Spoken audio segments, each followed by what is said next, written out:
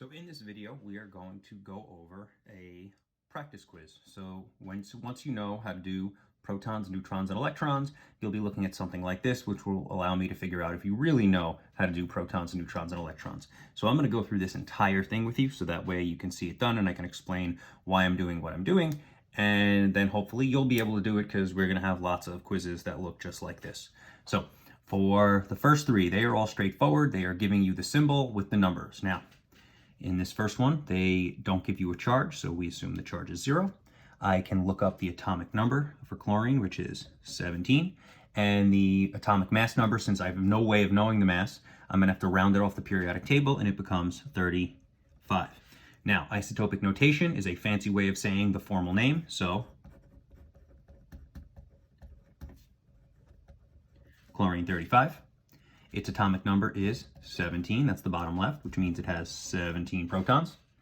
Then its atomic mass is 35, I got that off the periodic table. For neutrons, I simply subtract the mass and the proton number, so I'm going to get 18 neutrons. And for electrons, remember, P minus E equals C, which is going to be 17 minus X equals 0, so 17 electrons. Pretty simple. Next one, strontium +2. So they gave me the +2 charge, so I have to use it.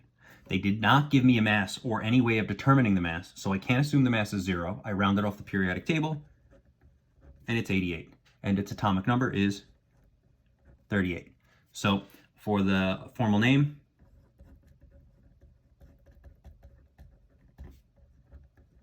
strontium-88, atomic number 38, proton number 38, they'll always be the same, mass number 88, neutrons, I subtract 50, and then 38 minus electrons equals +2. I get 36 electrons. That's the next one. So if you notice, each one I'm going to change one thing and make it a little harder. So next one.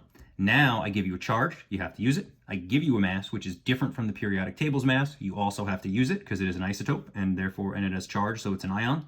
The only thing you look up is the atomic number because that never changes. So for this one, the atomic number is 35. Then I can write its name down.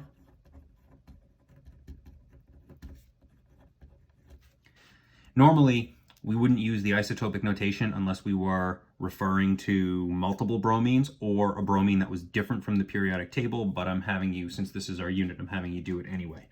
And I made a mistake. So this should be bromine 73, because it weighs 73. Now, let's do the rest. Atomic number, mass, subtract to get neutrons, P minus E equals C, which is going to be,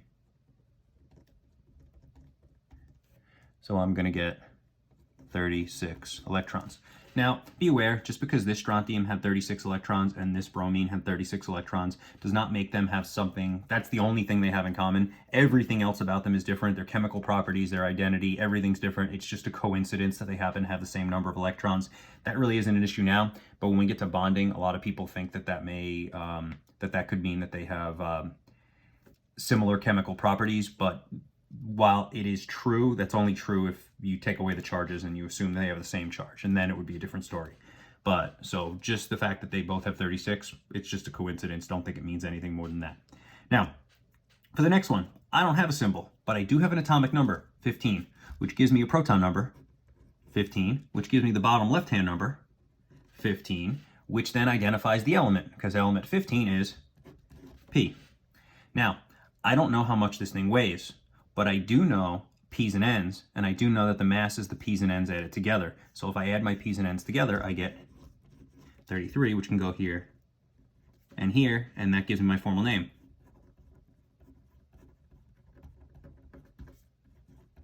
Now notice this phosphorus is different from the one on the periodic table, I think. Yes, it is. It's different from the periodic table, but you've got to use it because I gave you P's and N's, and therefore this mass is going to be different. You couldn't just put 31 like the periodic table and expect it to be the same. Right, yeah. And then the last part, charge. You can't assume the charge is 0. because I have P's and E's. And if you remember, P minus E equals C. But in this case, I have 15 minus 18, and I want the charge. Charge is -3. So in this case, I couldn't assume that the charge was 0 because I had a way of figuring it out, and I couldn't assume that the mass was the periodic table's mass because I had a way of figuring it out. That's where the assumption, it's where you have to be careful. If they give you a backdoor way of figuring out the charge or the mass, you have to use that mass. Same goes here. Here I have P's, N's, and E's. So that means my atomic number is going to be 34. And that identifies my element. And if I add my P's and N's together, I will get my mass.